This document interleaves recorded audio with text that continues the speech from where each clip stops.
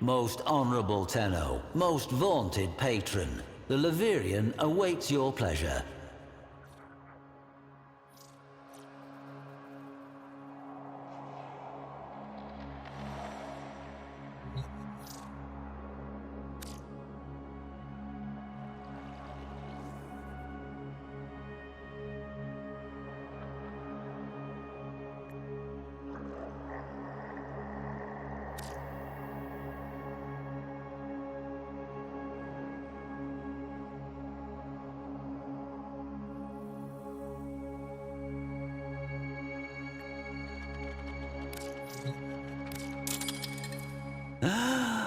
With that, I could buy my bod. A lavish gift for the Lavirian. Lavos, the Transmuter, called by some, anachronistically, the Alchemist. Transmutation, you say? A superstitious process from long ago in which deranged old men heated stinking substances over fires of dung, thinking they could make gold? No. To the Orokin, it was a darkly potent, forbidden science. They were not squeamish, nor moral. So what profound taboos must this art have violated? No transmuter was more dreaded than Yavi, the crawling serpent, the abhorred, the filth speaker. The Orokin feared him so greatly that they whispered he might somehow survive even the Jade Light, just as a severed snake was once believed to grow a new head. So instead, he was imprisoned that his evil might be contained, if not quenched. His jailer was a brute of a warframe named Lavos.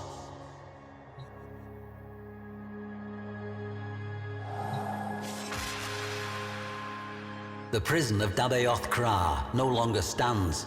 Both it and the slumped Venusian mountain peak upon which it stood were long ago obliterated. We have only records to tell us what went on there. Yavi was a scrawny, hairless man, scaly with skin disease. In reluctant recognition of his Archimedean status, he was permitted to wear the white robe, now a befouled, ragged garment. 2 tattooed serpents crawled up each bony arm from elbow to wrist. Lavos, we are told, was attentive to his prisoner. He administered the prescribed soup, water, and beatings with the same punctual fidelity. These are recreations of Lavos's own snakes. No mere tattoos, but living, bioferrous exoflesh.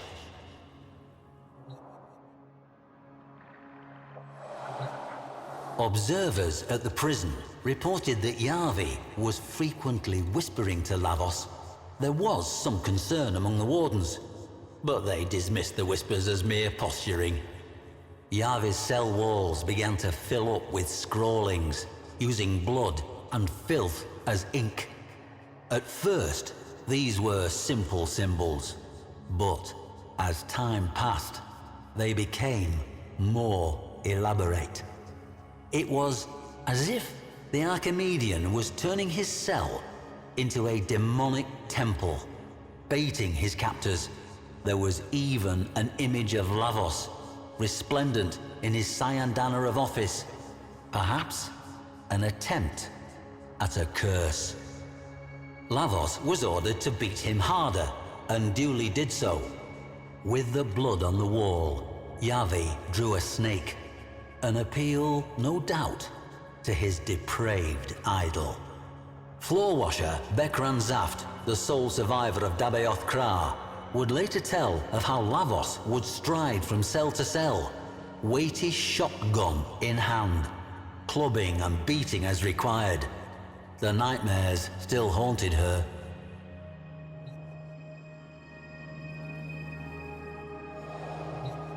The warden's records reveal an increasing unease with Yavi's bizarre behavior. Regardless of the potential risk, they determined that he should be executed. After a fashion. They would use cellular reversal. Yavi would be reduced to a mere biological pulp with no more sentience than bread mold.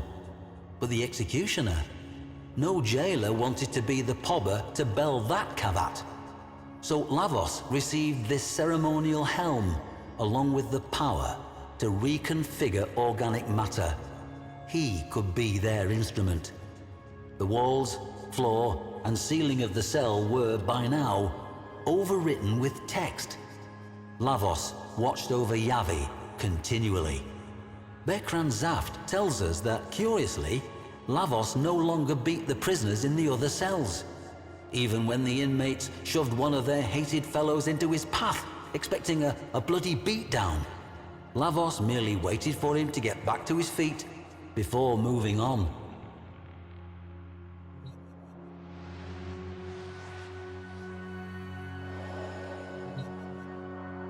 What actually was this forbidden practice of transmutation that terrified the Orokin so? At its pinnacle, it was nothing less than the purposeful elevation of consciousness. To the Orokin, prisoners of their endless golden dream, the thought that a person could rise above their station was anathema. Transmutation could turn commoners into kings, or riches into garbage. Worst of all, it could teach people not to be afraid. I have seen a preserved image of Yavi's cell. His scrawlings were not demonic sigils and barbarous texts, but star charts, evolutionary trees, genome structures. Yavi was not defying Lavos with these cryptic daubings in his own blood. He was enlightening him. Not dark sorcery at all, but radiant science.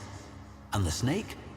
A symbol not of corruption, but of healing. Yavi was a teacher.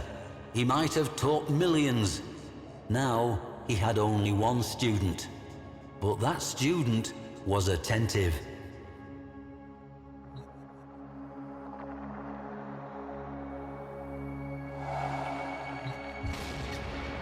Bekran Zaft says this of Execution Day. The jailers gathered in the auditorium with a slow, funereal tread. Lavos escorted Yavi to the execution dais. He gently raised a hood over Yavi's head, cobra-like. He turned, then, to face the Orokin warden, shotgun trembling in his mighty hands. The silence, Zaft says, was absolute. But then, from beneath the hood, came a whisper. Yavi had some final words for his student. The Orokin jailer shifted uncomfortably, looked to his functionaries. Would the execution even take place? Lavos gave a stiff bow to Yavi and activated his power. Yavi's skin peeled off in one grisly sloughing. He liquefied into a biological soup. A cheer went up from the assembled jailers. Lavos gathered the remains of Yavi tenderly in his hands. A soft glow emanated from them, as, in one horrible moment, Yavi's Orokin oppressors realized what they beheld. And then, panic. Lavos was transmuting the remains. A twining, living snake seethed up Lavos's left arm. Yavi, transformed, and still, after a fashion, alive, just as they had feared. A second snake coiled around his right arm, this one sprouting from Lavos's own flesh.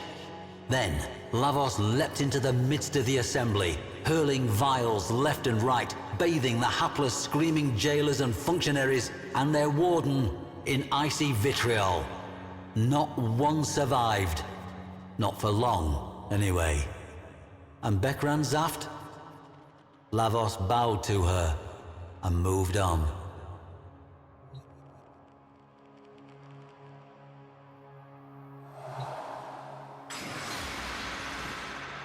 They say that Lavos often takes counsel from his serpents. One is his brutal advisor, the other his wise teacher. Both have their wisdom, and Yavi still whispers to his beloved student. Much like the snake, Lavos is easy to misjudge. The serpents that poison can also cure. He may have been a monster in his previous life, but he was able to achieve something that eluded the most powerful of the Orokin. He changed. Moreover, he changed himself. Yavi may have helped and instructed, but the will to change must have begun with Lavos. Perhaps we all have that golden gleam coiled within us somewhere, ready to slither forth from its old skin. We must only beware that we do not condemn as devilish that which we do not yet understand.